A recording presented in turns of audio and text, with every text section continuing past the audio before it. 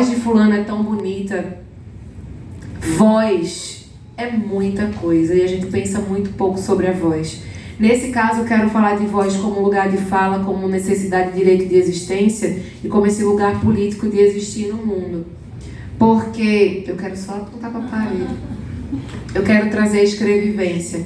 Quando a gente fala de uma escrita diarística, desse lugar pessoalizado da escrita, eu gosto de associar isso à escrevivência, porque a gente está falando desse eu, do quem sou eu, do que me atravessa, do que eu vivo e do que eu sou. E a gente já falou aqui hoje que nenhuma escrita, nem a acadêmica, ela é imparcial e impessoal. Tudo parte do seu lugar de fala, de onde você enxerga o mundo. E eu saí de sala de aula justamente porque eu entrei numa crise com o ensino de literatura na escola para vestibular, quando eu me vi dando aula sobre o cortiço, dizendo que gente preta, pobre, aglomerada em cortiço se comporta feito animal, feito selvagem, e é isso que você tem que marcar no vestibular.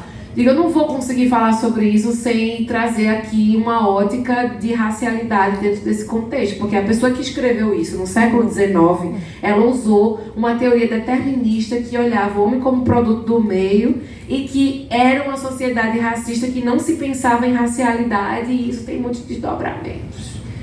Então, para mim, e isso é uma briga que eu compro hoje, e eu tenho diploma para passar na cara dos acadêmicos mesmo, é que a literatura brasileira ela começa hoje. Vou fazer um parênteses bem rápido, porque eu falo demais. Existe, vocês vão lembrar na historiografia da literatura, que existe a era nacional e a era colonial. Então, das cartas dos jesuítas, do descobrimento da invasão, na verdade, do Brasil, até o romantismo, a era nacional do romantismo, é a era colonial. Então, o arcadismo, o barroco, isso quer dizer o quê? Que é uma literatura feita no Brasil, mas que não é do Brasil. Porque é essa implementação de um modelo europeu colocado aqui de um ponto de vista muito europeu para fazer uma leitura de um território estrangeiro. Quando a gente começa o romantismo, a primeira fase, a era nacional, é a era de tentar descobrir uma ideia de nação. O que é que define o povo brasileiro? E a gente começa a fetichizar, inclusive, vários elementos que representam o Brasil. Mas ainda assim, são pessoas de um tipo específico produzindo uma literatura, objetificando seres e corpos e o Brasil, a partir de modelos eurocêntricos. Então, para mim, ainda continua sendo uma literatura no Brasil e não necessariamente do Brasil ainda. A literatura do Brasil, para mim, começa agora, a partir do momento que temos pessoas negras e indígenas escrevendo também a literatura e disputando esse campo de narrativa, trazendo a sua própria história ou outra versão da história a partir do seu lugar de vivência e de fala, que foi negado durante tanto tempo, inclusive a partir da falta de acesso ao letramento, a escrita para criar registro, porque nós somos um povo de base da oralidade, e a oralidade numa sociedade criptocêntrica, ela é subalternizada. Então, tudo que vem da oralidade está subalterno ao que é acadêmico, que é escrito, e nisso entra também a nossa literatura popular. Uma aula de uma semana em 2 minutos, sem aprofundar nada. E aí, Conceição, quando ela traz esse termo escrevivência, para mim ela lança luz sobre muitas coisas. Escrevivência, escreviver, escrevivenciar. Você pode brincar com a palavra escreviver, de ver à vista, sabe?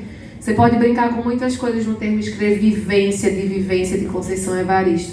Mas, sobretudo, ela fala sobre uma escrita que nasce do cotidiano, das lembranças, da memória, da experiência da vida da própria autora e de seu povo. E, nesse caso, ela está falando especificamente a partir de um fundamento racial, de vozes que foram apagadas e silenciadas e que hoje pegam como matéria de criação a sua própria história, a sua vida e o seu povo para construir novas narrativas e criar registros históricos, inclusive ficcionais, sobre o que é esse Brasil, né? E a gente faz isso, de certa forma, quando a gente pega as nossas vivências e a gente traz isso para a poesia, para a literatura de uma maneira geral. O que a gente está fazendo é vivendo as nossas vivências. Porque a gente está escrevendo e está vivendo ao mesmo tempo, a gente está escrevendo enquanto está vendo, a gente está no ato do agora, pensando quem somos, o que fomos, o que seremos, e a partir do nosso lugar de fala e das nossas experiências de vida, a gente está criando essa nova literatura e a literatura do Brasil. Eu sou neta de uma mulher que morreu aos 96 anos. Eu era